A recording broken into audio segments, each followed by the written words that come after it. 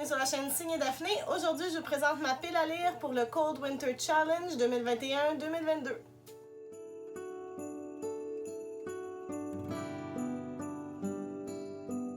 Bonjour tout le monde, j'espère que vous allez bien. Ça me fait plaisir de vous retrouver aujourd'hui pour vous parler des livres que je prévois lire dans les prochains mois, c'est-à-dire ma palle pour le Cold Winter Challenge qui est organisé par l'Enluminé.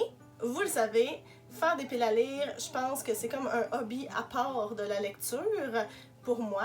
J'adore ça. Puis souvent, j'arrive pas ou mes lectures changent finalement de ce que j'avais prévu, mais c'est pas grave. J'ai quand même envie de vous présenter aujourd'hui ce que je voudrais lire dans les prochains mois. Et avant que je commence, je vous rappelle que toutes les informations sur les livres que je mentionne se retrouvent comme toujours dans la barre d'infos juste en bas, ainsi toutes les informations pour venir me rejoindre sur les réseaux sociaux. Et évidemment, comme d'habitude, si ce n'est pas encore fait, je vous invite à vous abonner à ma chaîne. Alors le Cold Winter Challenge, qu'est-ce que c'est? Ben, c'est un défi livresque en fait qui a été organisé, en fait qui existe depuis vraiment longtemps. Personnellement, c'est seulement ma deuxième participation, je crois, je l'avais fait l'an dernier. Je pense pas que je l'avais fait avant ça. Ça a été créé, je me rappelle même plus par qui. Après ça, quelqu'un l'avait repris, je pense que c'était Margot Liseuse. Puis là, depuis 2 ans, c'est Laure de l'Enluminé qui le reprend. Je vous mets dans la barre d'infos le lien vers sa vidéo d'ailleurs qui explique toutes les catégories, les menus, etc. Donc le Cold Winter Challenge, ça dure du 1er décembre jusqu'au 28 février. Il y a 5 menus en tout, tous dans un thème hivernal, vous l'aurez bien deviné, avec des sous-catégories. Puis il y a plusieurs façons de réussir ou de valider le défi. On peut lire seulement un livre et c'est réussi. On peut en lire 16, on peut en lire comme on veut. En fait, je pense que le principe, Laure le dit, c'est simplement de lire, de prendre plaisir à lire, de prendre du temps pour lire, de lire des trucs qui nous plaisent, qui nous font envie, puis de pas trop se casser la tête là, pour faire entrer les lectures dans les catégories. Elle est très tolérante sur comment on peut arranger tout ça. Donc, j'adore ça, je trouve que c'est vraiment une vibe cool, relax, cocooning, c'est merveilleux et j'aime vraiment l'automne et l'hiver, ce sont mes 2 saisons préférées, alors je trouve que ce sont pour moi d'excellentes saisons pour lire. Alors je suis bien excitée de tout ça. Je sais pas encore parce que au moment où je filme ma vidéo ce matin, j'ai pas rien filmé d'autre, mais ça se pourrait que je filme aussi la préparation de ma pile à lire dans mon bullet journal comme je l'avais fait pour le Pumpkin Autumn Challenge, puis que je mette ça en ligne dans les prochains jours / semaines à voir.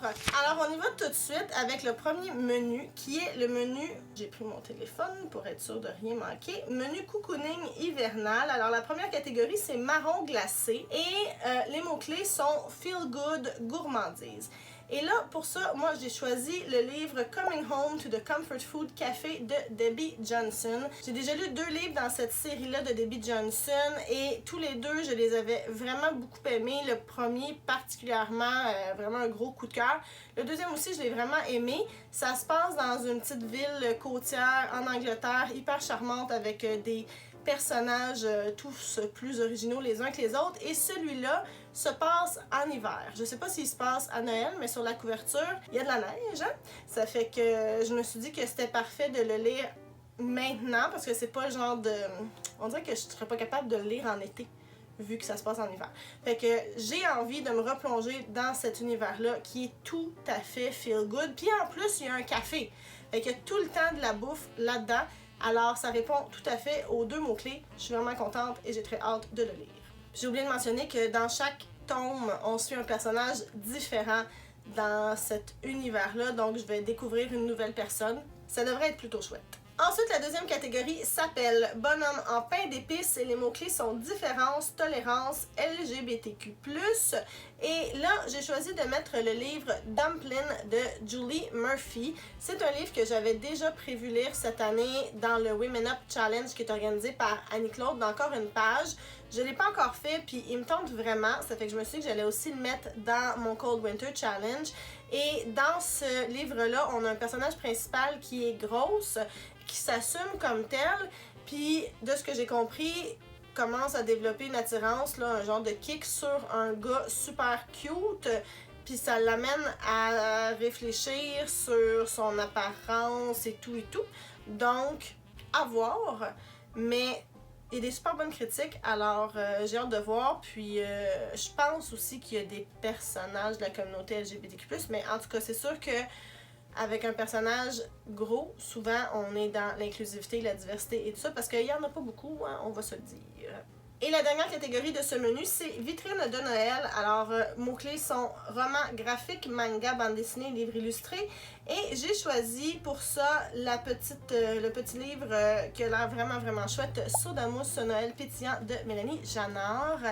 Je sais que plusieurs personnes l'ont lu l'an dernier. Ça a l'air vraiment d'une belle petite histoire.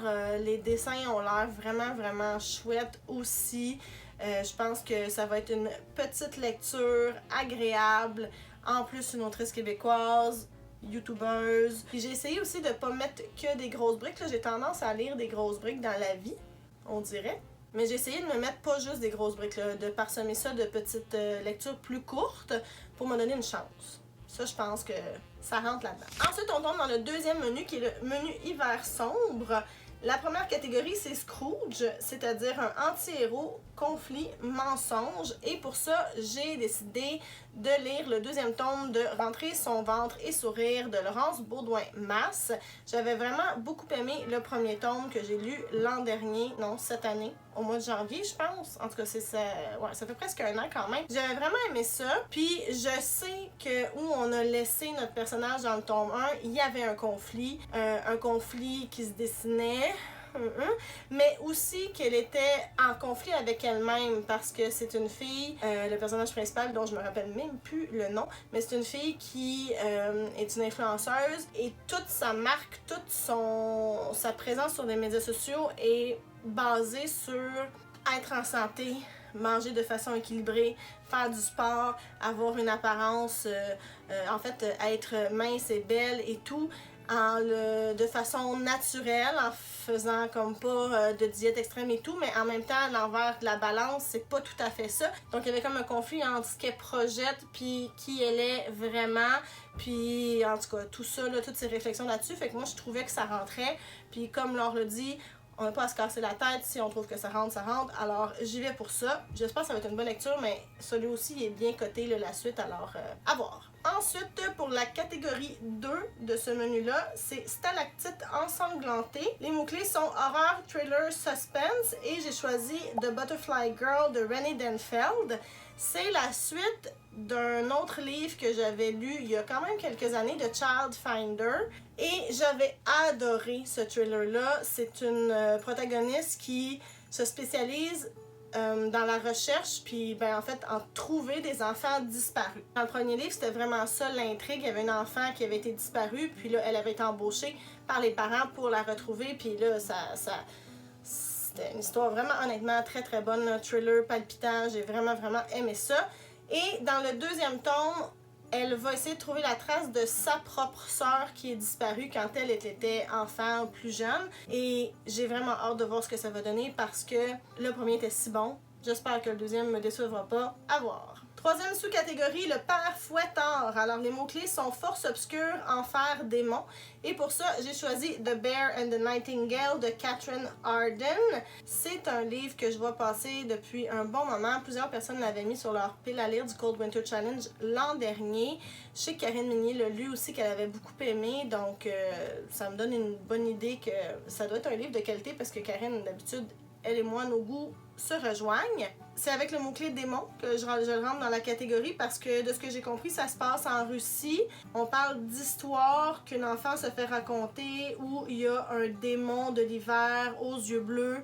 Mais là, est-ce que c'est vraiment une histoire ou c'est vrai, etc. Donc, c'est pour ça que je l'ai mis dans cette catégorie-là. Et la dernière catégorie du menu hiver sombre, c'est un chalet sous la neige. Les mots-clés sont huis clos, enfermement, solitude. Et là, j'ai stretché ça un petit peu, du petit capillotractage comme on l'aime. J'ai pris Nayo Tai Mori de Sarah Bertium, j'espère que c'est comme ça que ça se prononce le titre. C'est une pièce de théâtre que j'avais aussi mis dans mon challenge Women Up, donc il me reste à lire. Pourquoi ne pas faire d'une pierre deux coups?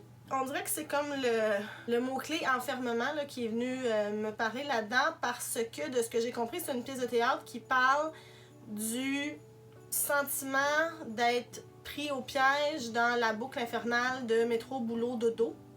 Le travail constamment comme des petits lemmings là, qui font toujours que travailler. C'est pour ça que je l'ai mis là-dedans. Je sais même pas si ça correspond pour vrai, mais bon, on y va de même. Ensuite, on passe au menu Magie de Noël. La première catégorie, c'est All I Want for Christmas, où les mots-clés sont romance de Noël, amour, amitié. Et j'ai choisi de lire un livre de Christina Lauren, In the Holidays, que celui-là aussi j'ai vu passer l'an dernier sur pas mal de pales. Et Christina Lauren, honnêtement, pour moi, c'est tout le temps gagnant à date. On va croiser les doigts que ça reste comme ça, là. Mais tout ce que j'ai lu de ce duo d'autrices jusqu'à maintenant, j'ai vraiment aimé ça. Je pense que c'est une valeur sûre pour moi. Ça a vraiment l'air d'être une romance de Noël avec un personnage qui vit quelque chose d'un petit peu magique, là, d'être pris dans un jour de la marmotte qui se répète parce qu'elle a une leçon à apprendre. Tout ça dans le temps de Noël avec évidemment quelque chose qui a rapport avec sa vie amoureuse. Alors, on va y aller pour ça. Puis je pense que ça devrait être un bon moment. La deuxième catégorie, c'est Lettres au Père Noël et les mots-clés sont épistolaire, enfance, jeunesse. Et là, je ne sais pas encore ce que je vais lire pour cette catégorie-là. Je pense que je vais juste aller à la bibliothèque du village, chez moi, et je vais aller voir qu'est-ce qui pourrait m'interpeller, qu'est-ce qui pourrait m'intéresser, faire un tour dans la section pour enfants, puis prendre quelque chose qui fait un peu Noël, un peu, je sais pas, quelque chose de léger, joyeux, agréable. Donc, à suivre, vous pourrez savoir ce que j'ai décidé de lire dans un de mes bilans qui vont venir dans les prochains mois. Restez à l'affût. Et la dernière catégorie pour ce menu-là, c'est une catégorie qui revient, c'est la danse de la fée dragée. Et les mots-clés sont fée, univers onirique, fantasy, fantastique.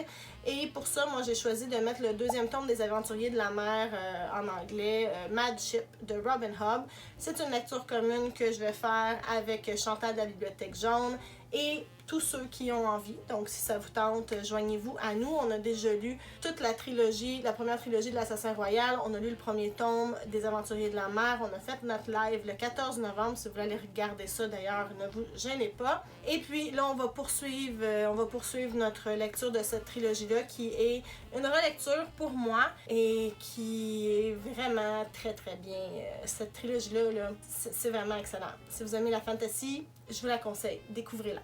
Je veux pas trop vous en dire parce que j'en parle tellement souvent de Robin Hobb. Allez voir mes autres vidéos, là, puis c'est sûr que vous allez avoir tous les détails dont vous avez besoin. Ensuite de ça, il y a le menu marché dans la neige, mais moi, ce menu-là, je le saute. Premièrement, 5 menus, c'est beaucoup. Je pense pas que j'y arriverai. Déjà, 4, je pense que c'est un défi pour moi. Puis en plus, les catégories de ce menu-là, pour vrai, je regardais dans ma pile de livres à lire, dans les livres que j'ai comme noté que j'aimerais lire dans Goodreads, puis il n'y avait rien qui me semblait répondre à ces catégories-là, puis que je me disais, ah oui, je veux le lire maintenant, je veux le lire bientôt. Alors, c'est pas grave, je vais faire 4 menus, ça va être bien en masse, et je saute le menu marché dans la neige. Le dernier menu, c'est le menu bonus que j'ai décidé de prendre au lieu du menu marché dans la neige. C'est le menu sorcellerie hivernale. Et la première sous-catégorie, c'est étoiles des neiges. Les mots-clés sont astrologie, astronomie, science-fiction. Et pour ça, j'ai choisi le livre Project Hail Mary d'Andy Weir. Andy Weir, c'est lui qui a écrit The Martian, qui a été adapté au cinéma avec Matt Damon il y a quelques années. The Martian, là, si vous l'avez pas lu et que vous aimez un peu la science-fiction, garochez-vous dessus, là, pour vrai, c'est vraiment, vraiment bon. C'est un livre de science-fiction drôle. Même si le personnage vit des affaires incroyables puis vraiment dangereuses, pour vrai, c'est mourant. Moi, j'ai vraiment, vraiment apprécié cette lecture-là, puis je pense que Project Hail Mary va être dans la même veine. Dans ce roman-là, de ce que j'ai compris, on suit un protagoniste qui se réveille, il fait partie d'une mission dans l'espace, une mission impossible. Quand il se réveille, ça fait vraiment, vraiment longtemps qu'il dormait, genre un sommeil cryogénique, et il est seul à bord. Les autres membres de l'équipage sont morts, et puis là, il comprend pas trop il est où, qu'est-ce qu'il fait, qu'est-ce qui est arrivé. Alors, va falloir qu'il se dépatouille, j'imagine, dans cette situation-là. Et je crois que si c'est dans la même veine que The Martian, je devrais adorer ça. Je vous en reparle dès que c'est lu. La deuxième catégorie du menu sorcellerie hivernale, c'est Baba Yaga et les mots-clés sont sorcière, femme de pouvoir, féminisme. Et j'ai décidé, en fait, j'avais vraiment plusieurs options, j'avais envie d'en mettre plein. Peut-être que j'en lirai plus qu'un, on verra. Là. Celui sur lequel j'ai envie de focusser, c'est le recueil Nullipare de Claire Legendre. En fait, c'est Claire Legendre et plusieurs autres auteurs, mais c'est elle, je pense, qui a dirigé le collectif. Et Nullipare, c'est un livre que j'avais envie de lire pour mon challenge Women Up. Et MH l'a lu. Je crois que Maps l'a lu aussi. Nullipare, ça veut dire une femme qui n'a pas eu d'enfant. Que ce soit par choix, parce que ça n'a pas fonctionné, pour toutes sortes de raisons. Alors, j'ai vraiment hâte de le lire. Je pense que ça va être excellent. Puis, j'ai hâte de voir toute cette diversité de points de vue, ces vécus différents. Je pense que ça va me parler. Et enfin, la dernière sous-catégorie, c'est Yule. Et les mots-clés sont mythes, légendes, contes. Et j'ai mis là-dedans Le Prieuré de l'Oranger de Samantha Shannon que je veux lire depuis un bon moment déjà, qui est hyper populaire, que lui aussi on va passer partout depuis un an.